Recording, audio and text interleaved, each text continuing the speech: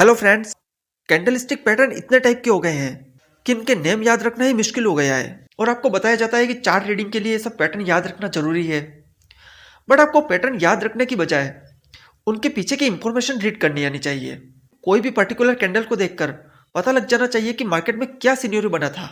Okay, तो आज हम इस वीडियो में सिंगल कैंडल की फॉर्मेशन के बारे में और डीपली जानेंगे कि कौन सी कैंडल बुलिश है, कौन सी बियरिश।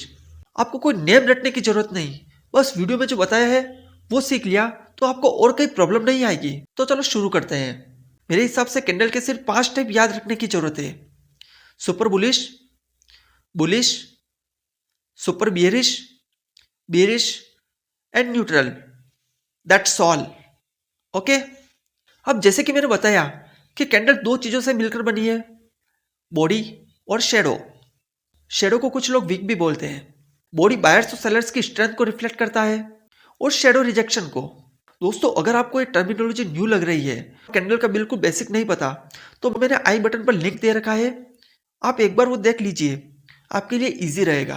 और इस वीडियो में हम कैंडल के टाइम पीरियड एक दिन का मानकर चल रहे हैं कि पूरे दिन में मूवमेंट कैसा रहा।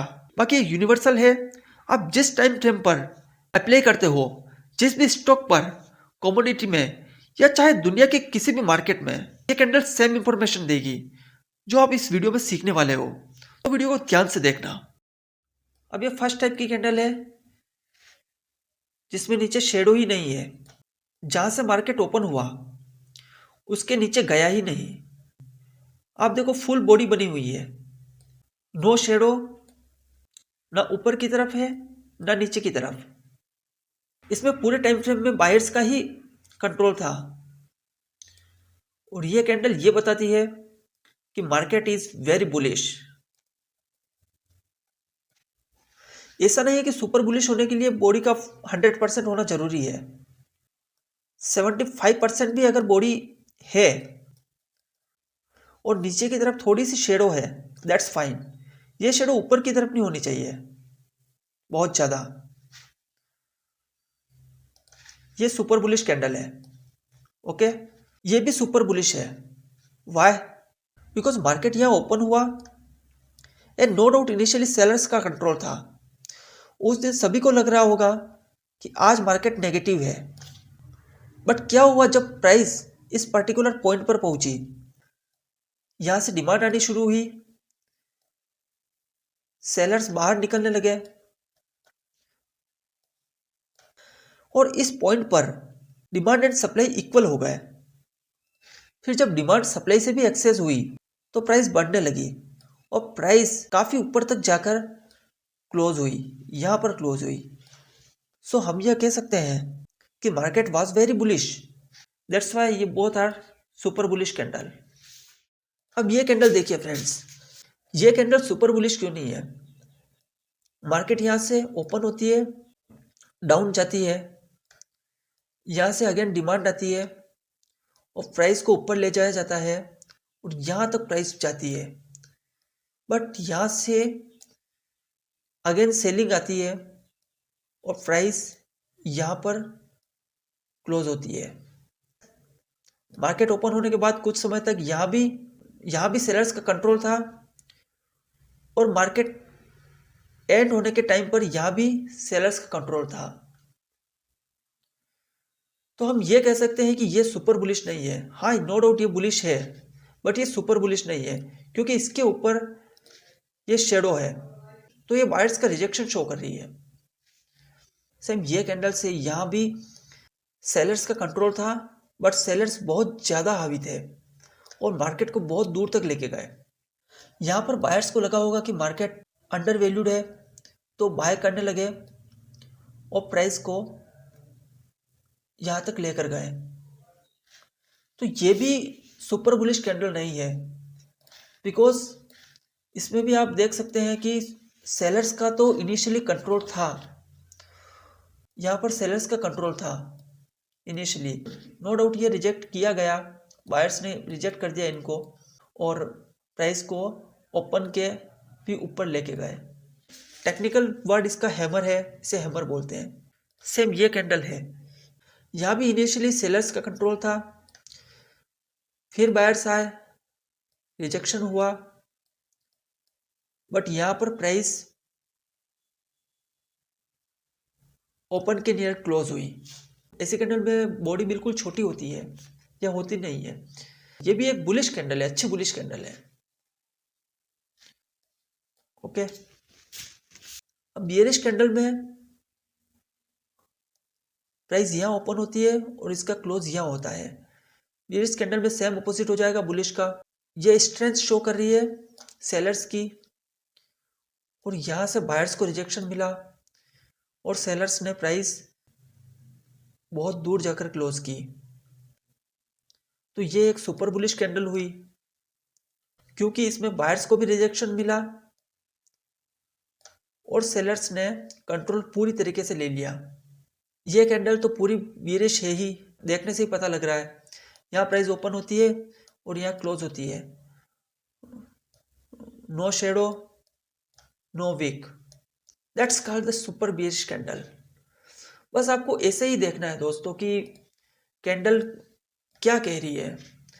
अब ये कैंडल देखिए, यहाँ पर इनिशियली बायर्स की स्ट्रेंथ थी, प्राइस को ऊपर लेके गए, फिर इनको रिजेक्शन मिला और ओपन से भी नीचे जाकर क्लोजिंग दी। तो ये एक बेरिश कैंडल हुई।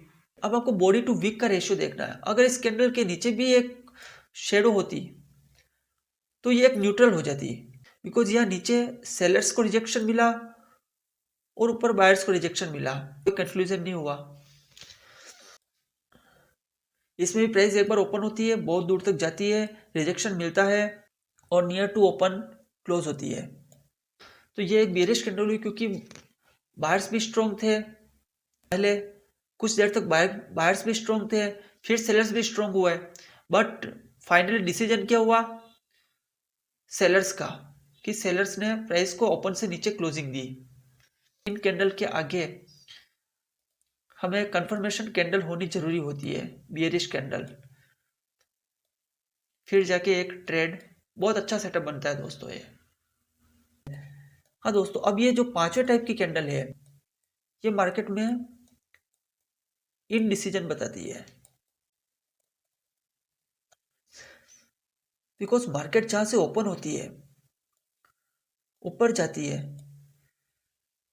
वापस से रिजेक्शन मिलता है, नीचे जाती है, वापस नीचे से सेलर्स को भी रिजेक्शन मिलता है और वहीं के वहीं आकर क्लोज हो जाती है। नो कंक्लूजन, यहाँ पर कोई विन नहीं हुआ, ना बायर्स स्ट्रॉन्ग थे ना सेलर्स स्ट्रॉन्ग थे, कुछ कह नहीं सकते। तो ऐसी जो कैंडल है इसको डोजी बोलते हैं। ये लॉन्ग डोजी है, ये शॉर्ट डोजी है। ऐसी बहुत बनती है, जब ट्रेंड चेंज होता है ना तो ऐसी कैंडल बहुत बनती है दोस्तों। ऐसी कैंडल मार्केट में अनसर्टेनिटी भी बताती है कि पूरे दिन मार्केट में कोई भी डिसीजन नहीं था, ना तो बायर्स स्ट्रॉन्ग थे ना सेलर्स स्ट्रॉन्ग थे, बिकॉज नीचे बायर्स को रिजेक्शन मिला और ऊपर से सेलर्स को रिजेक्शन। दोस्तों ये कैंडल बताती है कि डिमांड एंड सप्लाई इक्वल्स है, ना तो ज्यादा डिमांड है और ना ही ज्यादा सप्लाई है, दोनों बराबर है। तो ये एक फेयर वैल्यू शो करती है। फिर उसके बाद में मार्केट का कहाँ मोमेंटम रहेगा वो आगे की कैंडल डिसाइड करेगी। जैसे कि मार्केट एक बीरिश था और ये कैंडल बनी, तो प्रोबेबिलिटी है कि ये जो ट्रेंड था ये ओवर होने वाला है, इसको एक ब्रेक लगा है। अगर मार्केट में फिर से बीरिश कैंडल्स बनती है बैक टू बैक तो ट्रेंड फिर से कंटिन्यू होगा, बट यहाँ पर इस जगह पर डिमांड और सप्लाई बरोबर हो गई थी। उसके बाद में हो सकता है कि यहाँ से ट्रेंड चेंज हो, तो ये रिवर्सल में भी बहुत यूजफुल होती है। जब आप इस कैंडल को ट्रेंड और दूसरे कैंडल्स के साथ में लगाकर देखेंगे तो ये आपको बहुत अच्छी इंफॉर्मेशन देगी। बस दोस्तों इतना ही, आपको यही कैंडल्स याद रखनी है, ये 5 कैंडल याद रखो और इसकी जो बॉडी और विक इन दोनों का ध्यान रखो। अगर विक ज्यादा है मीन्स रिजेक्शन, बॉडी ज्यादा है मीन्स स्ट्रेंथ।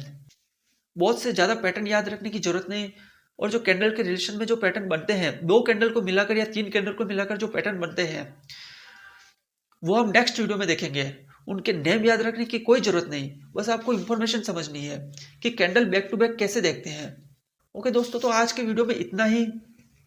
मिलते हैं नेक्स्ट वीडियो में, तब तक के लिए बाय बाय, टेक केयर।